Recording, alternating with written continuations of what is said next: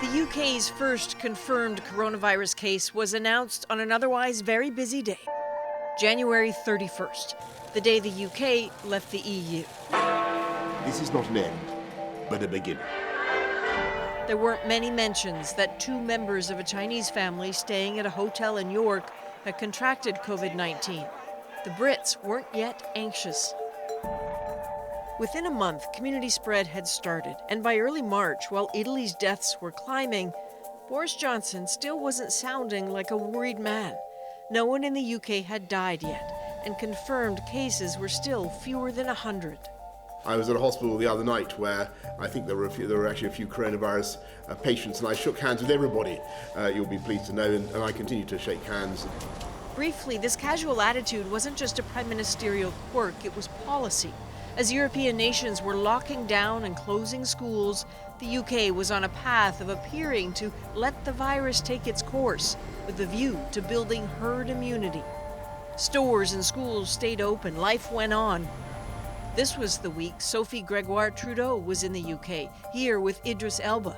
They both later tested positive.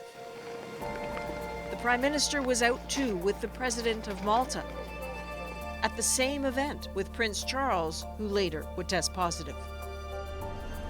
By mid-March, the let it take its course policy had been scrapped and lockdowns were starting, but not all were willing to shut down.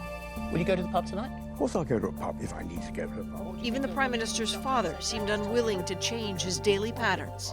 But if I had to go to a pub, I'd go to a pub. At that point, more than 70 Brits were dead, and the realization had hit that the National Health Service was already struggling. Political tones shifted, and the virus was proving it did not discriminate.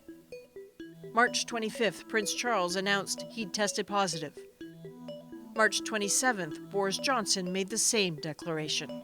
I've developed mild symptoms of the coronavirus, that's to say, a temperature and a persistent cough. His pregnant fiancée, Carrie Simons, wasn't tested, but also wasn't feeling well and self-isolated. In the UK, self-isolation seems to be a 7-day affair, not 14 like Canada. But 7 days didn't help the Prime Minister. While his office declared it was business as usual, he was getting worse. Alas, I still have one of the symptoms, a minor symptom of I still have a temperature. At 7 p.m. on April 5th, the Prime Minister was taken to St. Thomas's Hospital. Nothing said publicly right away, because it was less than an hour later that the Queen made her rare address in the name of calming and encouraging the nation.